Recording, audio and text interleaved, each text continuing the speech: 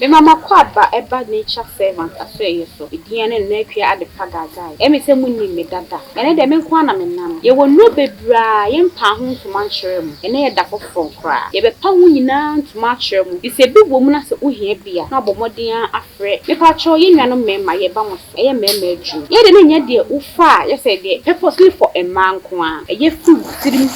wadwenim kufu nase. Eye ho adwuma. Emma watenka no so bosoro. Ne masade no se eswakrampa utimi di eye adwuma. Enti utimi no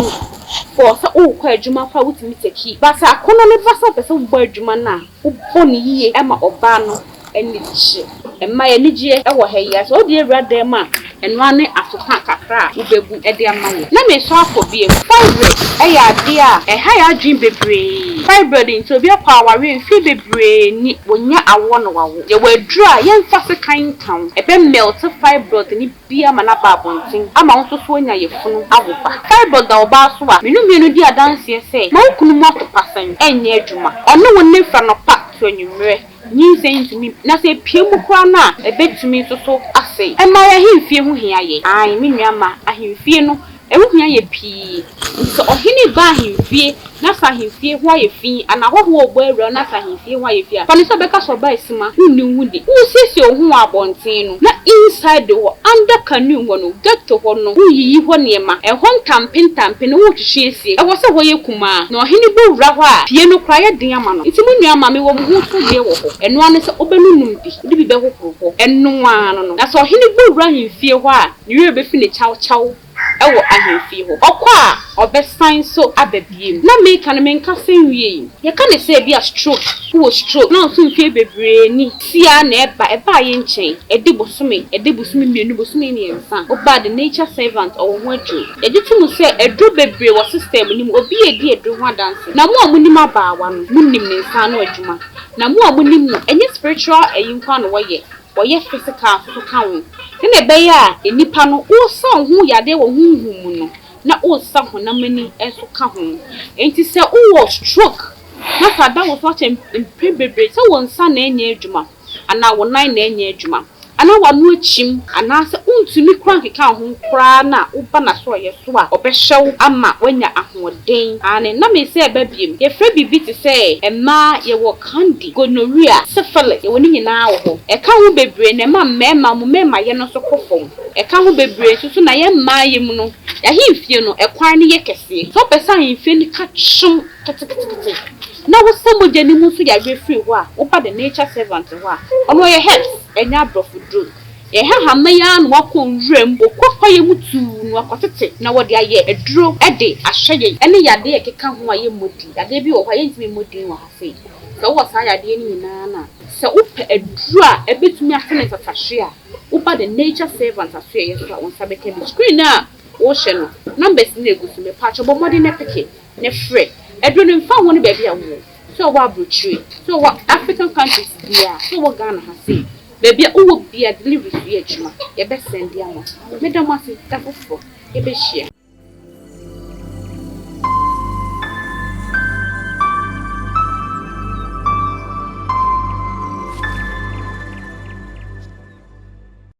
yemo bia kwaba na yasan be ma me abawa ho nature servant ma me ma kwaba na bia bokode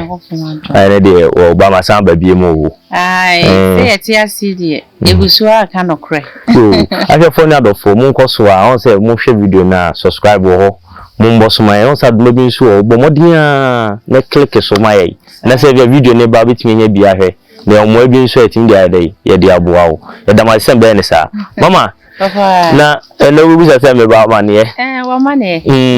fikasiem no wa ba ha ne wa mane so mama wani tue na adwuma ye de smana na ye smart sa ye ba ya na de say cheap prophecy okay enkomse eni aba eni aba anunti nyaba ene mama kire ade me da se mechia obia baby amobehu ye videos bia no eya monhwe emboa yen na odoma nkwa Nyankopon kai onkoso ana onya ye kese na ya kai se ye wo honhom wiase ti ye be kira de na oni ada ho ye ka se cheap prophecy cheap prophecy no. Me de meka say cheap prophecy ye say. Oda sani wote ho. Na ohwe wo ho fe. Wo fa pem. Said ya wotie na oye oba. Ohwe said ya o stature sitie na woso wakama ye kan form a wo bi wanim dua ye fe. Oye okay. Na wakwa asore na osofo aka kire say erabra na me hye kom. Na ode o stature ahya wo kom. Na eno nso hu se nka no na wo pe no. Me hu ni say ye cheap. Imaginable prophecy or describe na why den wa sha onkom enti me to me no cheap prophecy ya samwa enkura ba na wo ka de ahoahoa ho mama say me to asi ya na say o different baby na to hwe ni pa oban no su no oban no nya ka asma to so pe eno pele se o ma dwen na ye adwuma mama me say me to enkomo yiso say ye cancel bi ahye enkomo a emu oha kan be so o ma ye ebia mfato ana say example ba mi no ana me se bi me da hwefo nso ase ohun se mpempi no ye ka se ahiafo nko ana mo maamefo ya abaifo se nti a mo ka sa ne se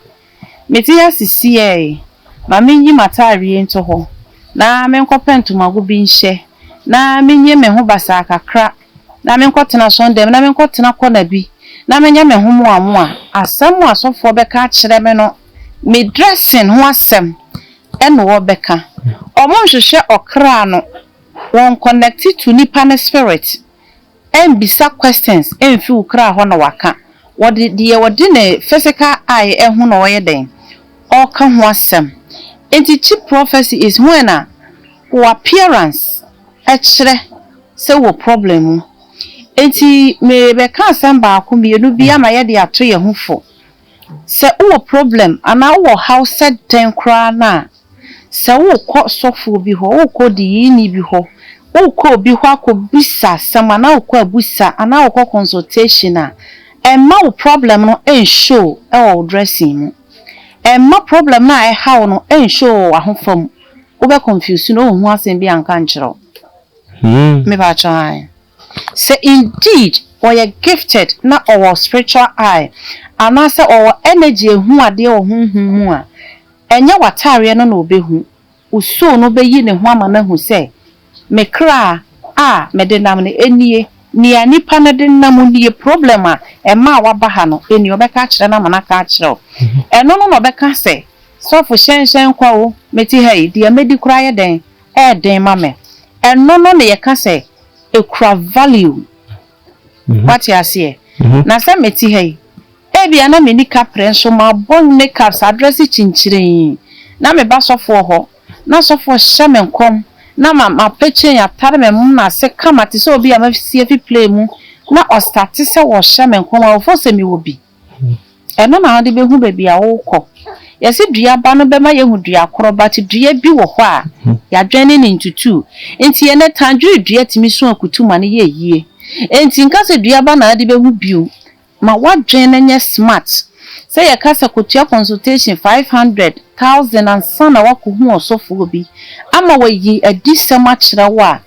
ma haw na da so no ensho nkobodu kufu bi anko ho me ya wani na fa ho yie me da se mama me sume da wase pa mama nkomo na me sume nu di kakra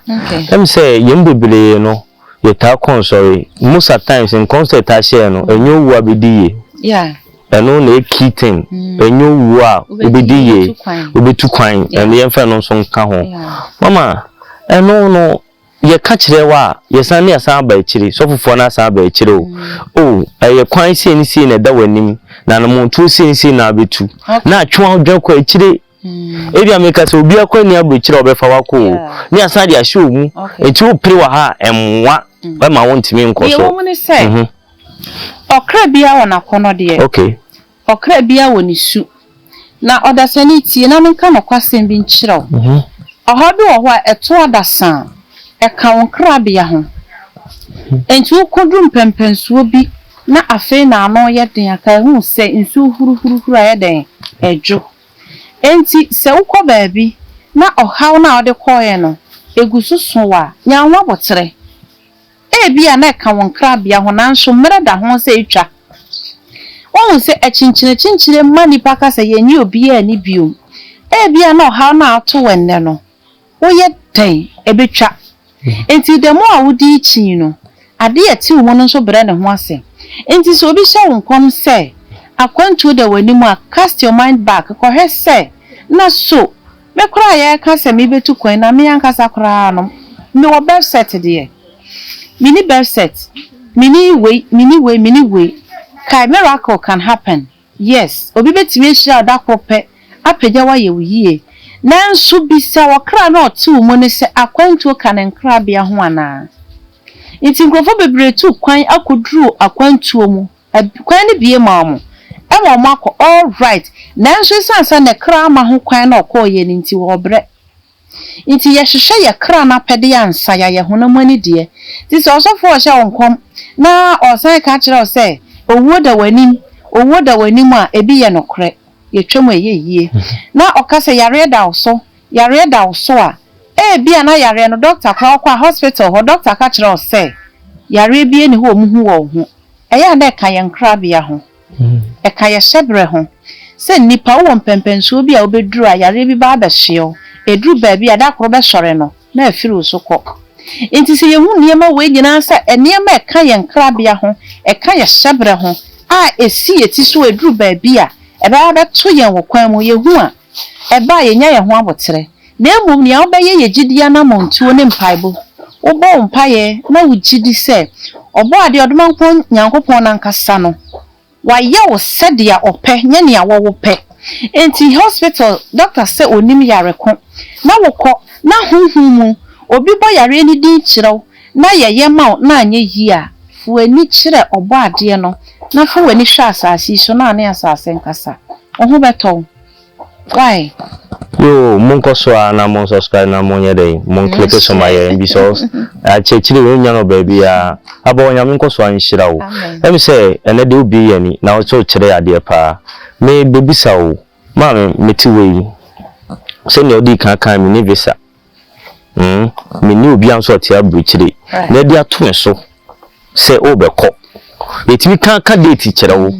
se mi asan kan atwato se do 2 years na wan kwa hu se ne o ma asesa na dan mi asan di hu ato so yimbe biri fasa titi ni okay enti se ekoba se obi ti wo se se ya wo hwe mc a shene san kom ne bi tam na pa ho se ni pa o ne se na bra boys sa pepe da bi entesa se ni pa no mama entesa le mane kire na de ne san hye ni nkura ma ye yo no kwasema hinta ohunhun mo ne se esum wiase mo ye fe ena han mo wiase mo nso ye fe enti se obi ehu han mo asem ka kire wa ye de kwa esum kwaje ho safoa esum wiase mo ade a ewo ho no eya wa won krabia o shebre ho asem na me kan se obi aka kire so obetu kwan woni passport woni woni ho hwe woni obi a wo ho na wasan ka kire se me ma 1 year 2 years etwam di a uye di atwam na udimirika ye kan so bi betu kwan ya mani date udimirika kwaye na ayi wa ye passport ode na masofo so I can remember obi de ne de ba say men sign mano me sign no me hu say denied but me sign ye because o ka kire na ne gidi nyina beba form okona anye yesu obeka kire say wo de wa no na ye den e ka kire no enti se e ka won kra bia ho abebam ti imo bi fa ose ento abrabo so say eda sei e wo se wotu kwan wabokro ni din wa kire ne abeye na uniska na nkotwa abusia saase nkoton bia na yampa se obetu kwan wa hu nanso wo fa wo kapre enhye sa kwantuo nim enti abotere ene otwen ene se ye ne ye kra ebe kasa niema ye hu so dum kwanya nkopon abodie mu no na de bi oboye no ni tumi timu o ka abodie ne ho bidie a ene na won so tumi ye den etu mu nti wo na wutimi hyankom eto abrabo so e kan tantu tiri so na ebemu a oni opie ni wan e na ase asem sa wo pese wo gyan kom hyetrɔ ene chi prophecy e ka ho asem edi a wo na wo be kan tamatu tiri so no wa hye wo ho kom because ye won nipa bi a omo wasasi so ense se obi de nensa to omo so bompa ye ma no ena ye woni pa bi so wo ho a asase so wo mo ho no spiritually no mo body guide and sese obi aye break and loose na sa tumi na ebo ne ho ban ne firi ne ho but obi a owo ho a ye honhum adwuma hu adi deep the length no of seeing spiritually seeing no aye short no wo hu say shadow bi di wachi o say bibi di wachi honhum maware enye ni nyina so na ye honhum maware ebi wo ho a na your body guide spiritually no ya assign ne se won ba wo ban na anamo a wutu obra kwantuo mu no ade bi beto wo kwan mu a wa prafiri ho enti ye be treat ya no so later mama ye da wase pa yasemi se to so na wo ka bi fa honhom atuo mu se ye mu bebre wo wiase ye ntimi ne honhom communicate enti se ko ba se ekwan be so me fa so ene me honhom akasa na se bi chief prophecy e ka ho ase se obi kwa ka bia me honhom no de na me sifa hu na de so ne akwa me fa so abetini me honhom no akasa okay o se nipa yasum ye pasama e de wo yasum enti obi ba won chen obi ba me nchen na ne kra metimi ne kra communicate na me hu se de ohwehwe no de enti ya obaye no enye ni ne hia ka kire na nani mu asesa nipa mpe no kro oba no wode aware asem wode akwantu asem enso sa time no obeba obesho ni mu no na ne health na ho ode na pomodin enye few days to come no obayare serious nti wo ka kire ne se maame papa sisi a uti haidie bo onkwa ene wapomodin ho mpaya o se me ho ye pa o menyare ti uja na ma okwa later be wa manta no afọ se abawa nyame nko nka mi wo nanso na de ode baaye no ya no ho asem na oka kire nti wa mfa ne serious this is mama minchwa na isi nipa mpe no kore ene na ama ene akora bia sori a na wa fa bible because of say wotime kan na wotime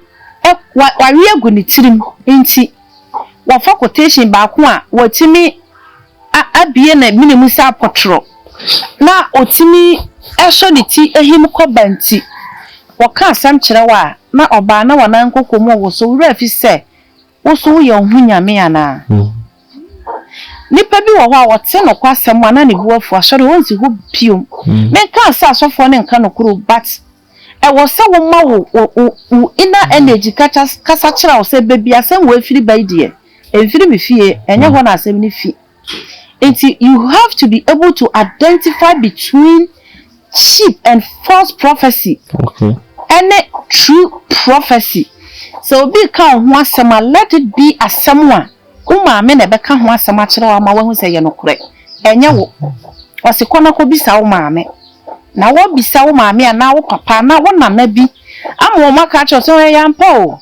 Eya no kra sama nipa ne ka cho no correct.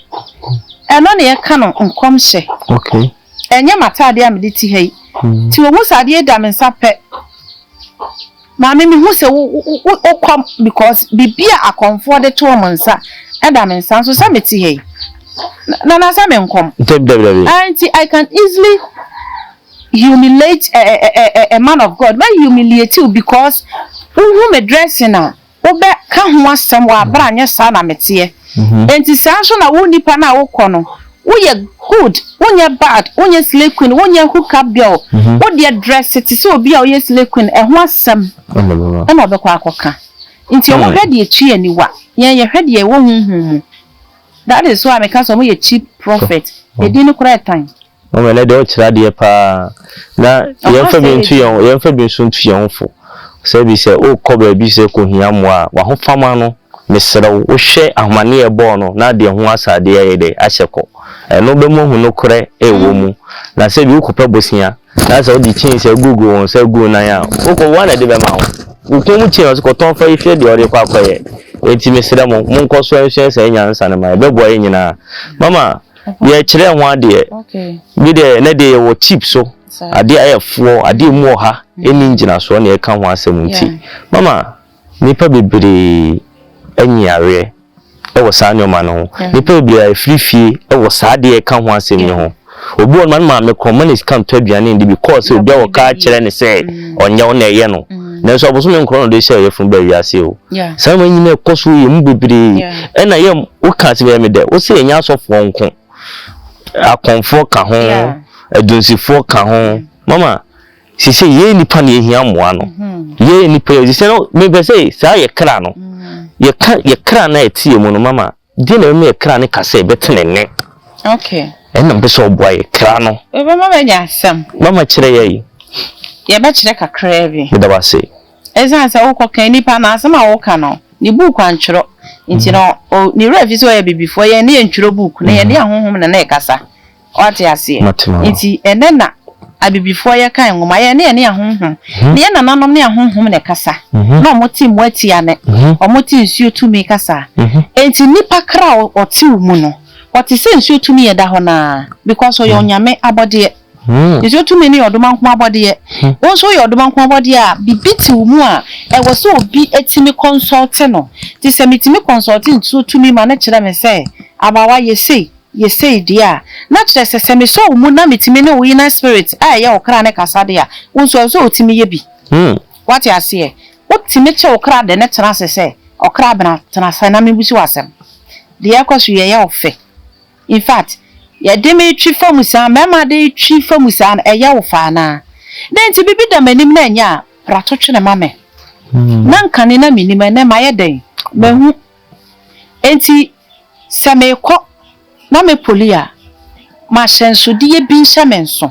me den tentan na aye me de ti me tentan hia me enha me because uni di bibi uye bibi be ya ade ya shenso de be mo wahu se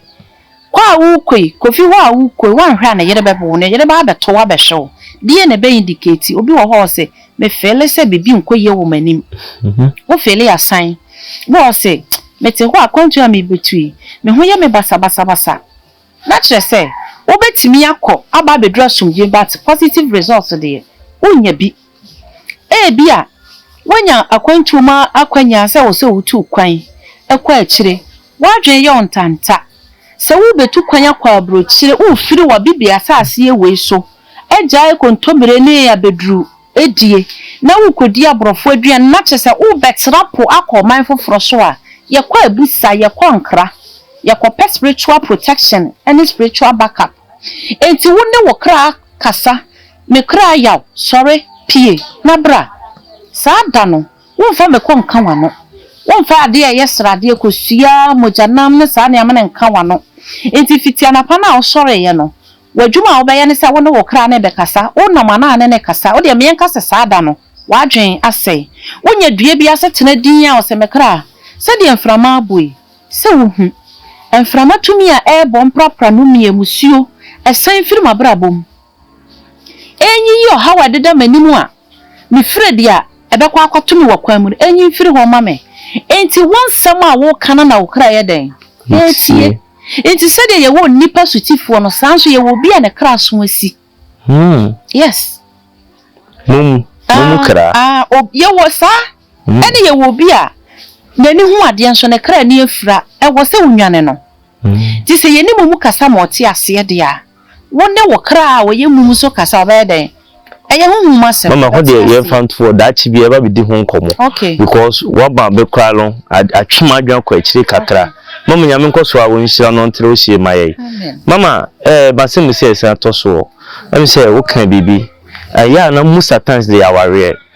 aware ne tadi deceiving crofo and obi to wonom esan se so for ka chen say age we na be wale enti en age na pa ho no ni bi bia pem en kankan ne am ni ama no mama eno ya na sa nkom hye na wale no we de ene be ukom ene me hu bibi mfa sa awale no ho enu chipe wo ho yeah they say cheap prophecy yo other sending se ye wo nipa bi a oba asase so a wanware da kona ko bisa no se wanwa ne ho se opaware a obeka a kire se wo ye na famu die bia wanye den wanya ware sanso ne wo nipa bi wasase so a wo se wanwota ene ode abo abro ko bisa no se wanya ade a wo ba fie ana wo ye ni nyina nso anye den amam na kire se ye wo nipa bi wo ho a aware nka ne nkra bia ene ye wo nipa bi so wo ho a awo ye funwe owo bi enso awon kan nkrabia ho nso ye wo bi so wo kwa obewo nanso wonnya kunu nya den entena ne ho na kire se odoma nkwa Nyankopon aye no ba afa be ma afa ono a na ebe ye oba aye be ma na wa be hwe ne ma 2-1 yes ye woni pa bi wo ho sa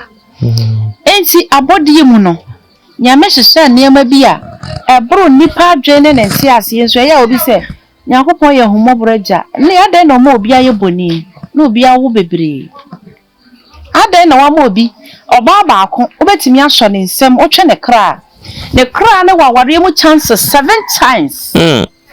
obi so ba osɔ ne mu a ɔwaware mu chances baako obi so ba na osɔ ne mu a kokra woni bi nti wonya tena se sei king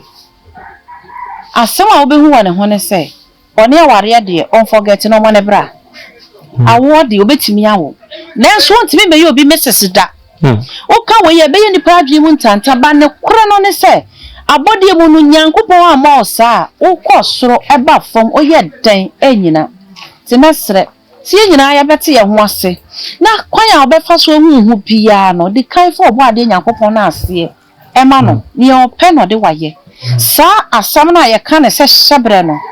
obi ka kira o se enkrabia se be ye yi aka kire so ye trofo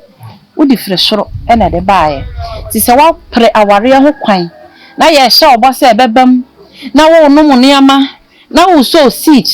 na wo koda mountains na wanya ulcer na uguso for so a fa kwaye kunafo mmobro fa kwaye omadoye na nyame ebe bie kwan bi a ebe bro ne awo hwehwe nda no so ama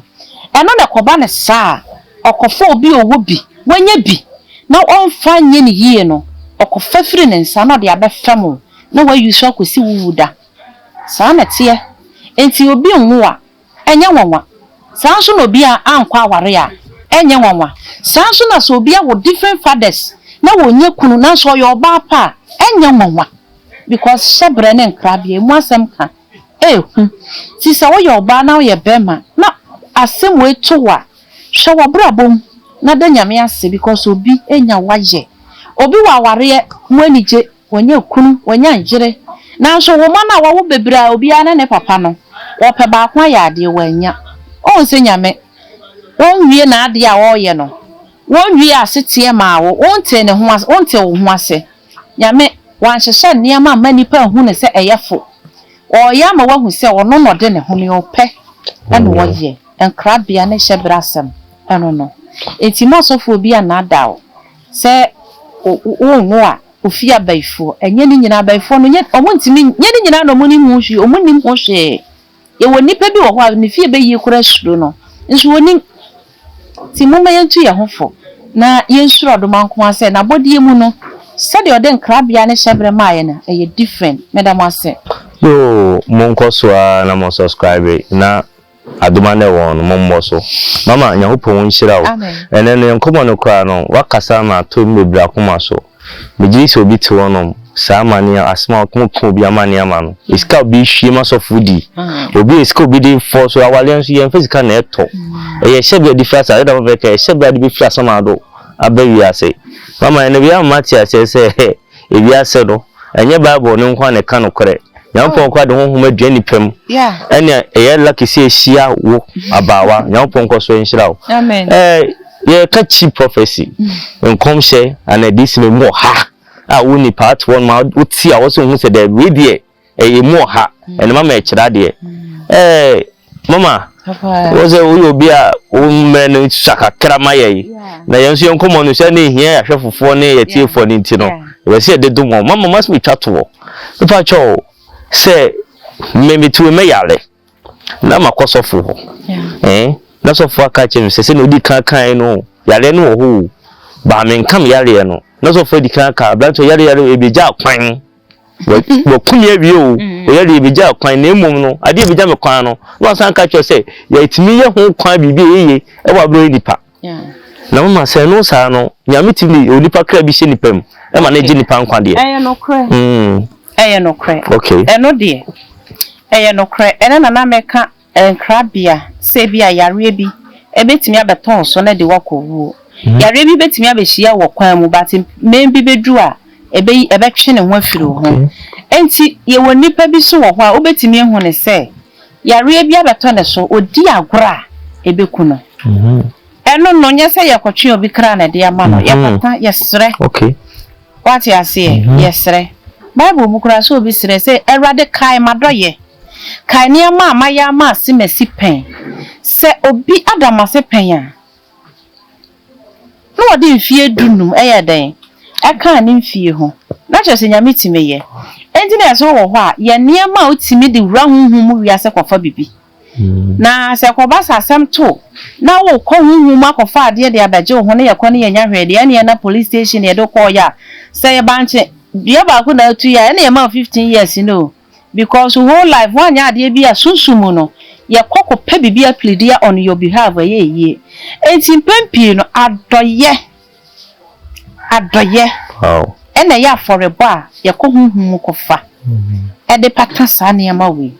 nti se ko ba se ubehia se ye de emua ekra e pa fore wo utiri so a ne de aba fore ne ya je enkwa e de ama nti ene de e wo ho enye ni nyina eno enye ni nyina na ya atworo e wo ho so abawa Nyankopon koso enhyira wo na onma wadwene ni nyansa na da bia bitim de adom ye no ma ya yera no nyame koso enhyira wo mepa cho monkai se dwumadie no